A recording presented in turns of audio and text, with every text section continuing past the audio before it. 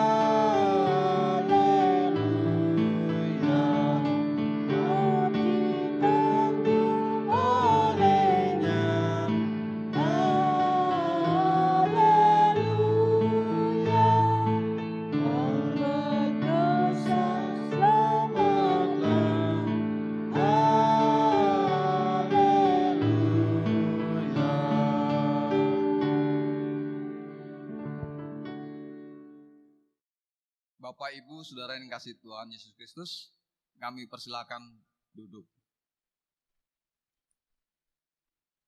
Mari kita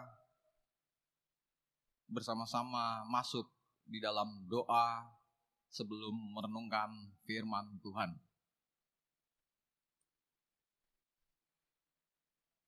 Kami datang kembali kepada Tuhan dalam doa. Kami telah berusaha membuka hati, menyiapkan pikiran kami untuk menerima firman Tuhan. Berfirmanlah Tuhan, dan bentuklah kami menjadi pelaku firman-Mu. Dalam nama Yesus kami berdoa. Amin.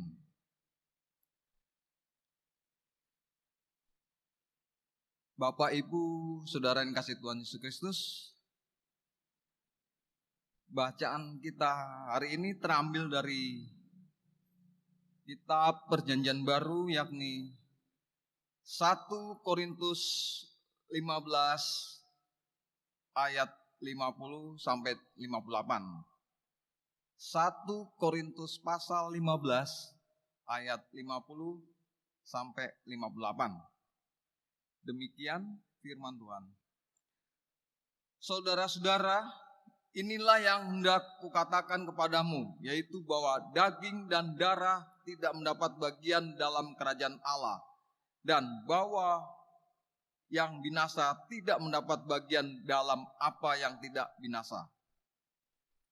Sesungguhnya aku menyatakan kepadamu suatu rahasia. Kita tidak akan mati semuanya, tetapi kita semuanya akan diubah. Dalam sekejap mata, pada waktu bunyi nafiri yang terakhir. Sebab nafiri akan berbunyi dan orang-orang mati akan dibangkitkan dalam keadaan yang tidak dapat binasa dan kita semua akan diubah.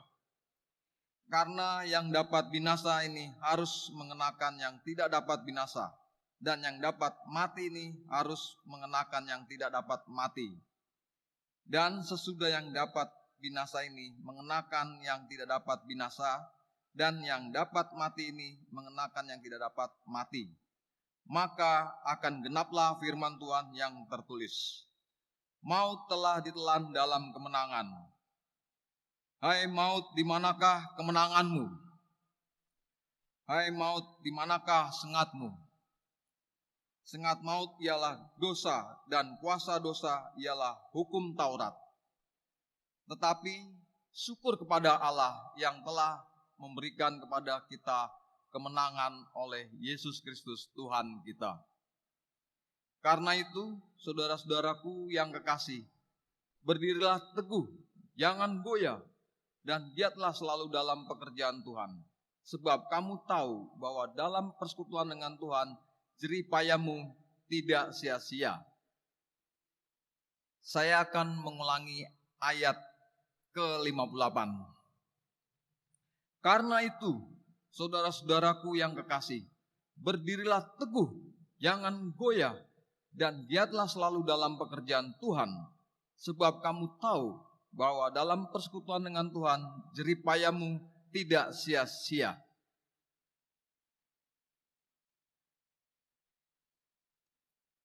Bapak, Ibu, Saudara yang kasih Tuhan Yesus Kristus, tema hari ini adalah kuasa kebangkitan Yesus Kristus menyemangati para pelayannya. Hakikat manusia yang hidup terdiri atas tubuh, jiwa, dan roh. Ada kepercayaan yang meyakini bahwa tubuh, wujud jasmani bisa rusak, sedangkan jiwa dan roh itu kekal. Manusia yang meninggal dunia, yang mati dan rusak hanyalah raganya, sedangkan rohnya tetap hidup. Bagi Paulus itu benar, tetapi justru itu menjadi alasan sanggahan bagi mereka ketika Paulus memunculkan pernyataan tentang kebangkitan orang mati. Hal itu yang sekaligus menyanggah tentang kebangkitan Tuhan Yesus. Maka selanjutnya Paulus memberikan penjelasan sesuai pola pikir mereka. Paulus mengambil contoh benih tanaman. Benih tanaman yang ditabur, dipendam, dikubur dalam tanah akan busuk. Kulit bijinya rusak, tetapi pada akhirnya tumbuh yang baru, yang memunculkan benih baru dengan kulit yang baru, persis seperti kulit yang dahulu busuk dan sudah rusak. Oleh sebab itu, kebangkitan manusia terjadi dengan rupa yang persis, tetapi sungguhnya itu adalah wajah dan rupa yang baru. Lebih lanjut, yang baru memiliki hakikat yang berbeda. Yang lama hanya fana, tetapi yang baru bersifat kekal. Itulah gambaran sederhana yang lebih mudah untuk dimengerti. Bapak, Ibu, Saudara yang kasih Tuhan Yesus Kristus, demikian hakikat kebangkitan Tuhan Yesus. Tuhan Yesus sungguh-sungguh bangkit karena Ia sungguh-sungguh mati. Dia mati mengubur yang fana dan bangkit untuk hidup yang kekal. Berikutnya, Paulus membahas hubungan kebangkitan dengan orang percaya. Orang yang percaya kepada Tuhan Yesus akan mengalami hal yang sama dengan yang terjadi pada Tuhan Yesus. Dia adalah yang sulung dari semua. Kebangkitan Tuhan Yesus pertanda kemenangan mengalahkan maut. Maut sendiri upah dari dosa telah ditebus dengan kematiannya. Dan dosa yang ditebus itu tidak lain hanyalah dosa-dosa manusia belaka. Paulus mengutip firman Tuhan melalui kitab Hosea yang demikian. Hai maut, di manakah kemenanganmu? Hai maut, di manakah sengatmu? Maksudnya, betapa banyak dosa yang diperbuat umat hingga layak terima upah maut. Sekalipun sudah diberikan bimbingan dan petunjuk melalui hukum Taurat. Umat tidak bisa membebaskan diri karena mengikuti hukum Taurat. Justru oleh hukum Taurat, kejahatan dan pelanggaran umat semakin tampak jelas. Maka murni hanya karena kebangkitan Tuhan Yesus, orang berdosa bebas dari kuasa dosa. Dengan demikian, kebangkitan Tuhan Yesus sesungguhnya menjadi momen penting bagi sejarah kehidupan orang percaya. Dari kebangkitannya, orang percaya menjadi bebas dari belenggu dosa yang selama ini mengikat dalam kejahatan. Berikutnya, yang menjadi tanggung jawab orang percaya adalah menjaga dan memelihara anugerah pembebasan itu. Karena itu berdirilah teguh, jangan goyah, dan giatlah selalu dalam pekerjaan Tuhan. Buah-buah iman kepada Tuhan Yesus yang bangkit adalah teguh dalam keyakinan dan giat dalam pelayanan. Kebangkitan Tuhan Yesus berpengaruh besar dalam gaya hidup orang yang sungguh-sungguh percaya kepadanya. Kuasa kebangkitan Tuhan Yesus senantiasa mengubah hati, pikiran, dan perilaku hidup orang percaya. Mereka semua akan mengalami perubahan yang sangat besar. Ialah mengalami hidup baru. Sekalipun wajah dan rupa masih seperti yang dulu, tetapi gaya hidupnya sudah berubah 180 derajat oleh karena kuasa Roh yang baru. Bapak, Ibu, Saudara yang kasih Tuhan Yesus Kristus, apakah saudara semua sungguh-sungguh percaya kepada Tuhan Yesus yang bangkit? Bila saudara sungguh-sungguh percaya, peliharalah keyakinan saudara itu. Biarlah keyakinan saudara tersebut yang memanggil saudara untuk giat melayani Tuhan demi terpeliharanya iman saudara semua. Tuhan memberkati. Amin.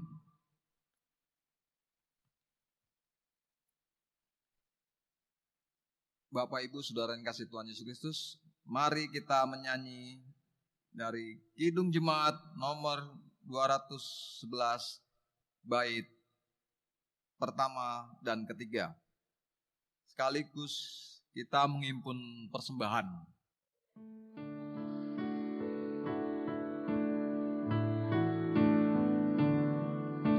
Tuhanku bangkit, nyanyilah haleluya.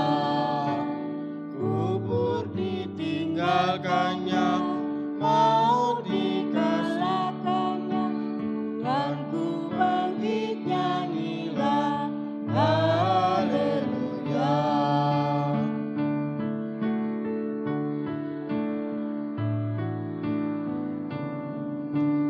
Tuhanku bangkit, nyanyilah haleluya. Sang malaikat mulia membukakan kuburnya. Tuhanku bangkit, nyanyilah haleluya. Bapak, Ibu, Saudara yang kasih Tuhan Yesus Kristus, mari kita masuk di dalam doa syafaat. Terima kasih Bapa atas firman-Mu yang boleh kami baca dan kami dengar. Apapun yang kami dengar dapat kami lakukan dalam kehidupan kami sehari-hari. Bapa di dalam surga, kami hari ini berdoa bagi saudara-saudara kami yang sakit, baik yang terbaring di rumah maupun di rumah sakit. Kami mohon berilah obat penyembuhan dengan kuasa Roh Kudus-Mu. Berkati para tenaga medis yang merawatnya, begitu juga sama kami ya Bapa. Bapa dalam surga, biarlah saudara-saudara kami yang sakit ini boleh pulih kembali dan menjalankan aktivitasnya kembali. Terima kasih Bapak. Bapak, kami juga berdoa bagi pemerintah, bangsa dan negara kami, dari yang terkecil hingga presiden ya Bapak. Berilah hikmat, kebijaksanaan dalam memimpin warganya ya Bapak, agar kami juga dapat merasakan hikmat dan kemakmuran dari pemerintah. Ya Bapa dalam surga, di mana wabah COVID-19 ini belum juga tuntas Bapa, tapi kami yakin dan percaya Engkau selalu melindungi anak-anak-Mu dimanapun berada. Kami serahkan segala pergumulan kami ke dalam tangan kuasa-Mu. Terima kasih Bapa. Akhirnya kami juga menyadari kami banyak melakukan kesalahan dan dosa. Ampuni segala dosa dan kesalahan kami Bapa, baik melalui perkataan, pikiran maupun perbuatan kami. Terima kasih Bapa. Terpujilah nama-Mu dari kekal sampai kekal. Amin.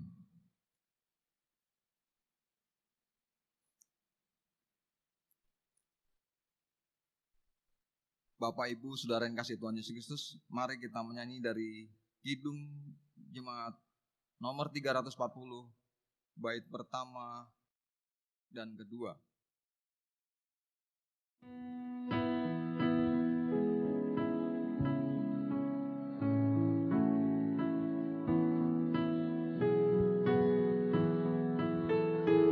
Hai bangkit bagi Yesus, pahlawan salibnya, ajungkan panji raja dan jangan menyerah, dengan semakin jaya Tuhanmu ikutlah, sehingga tiap lawan berlutut menyembah.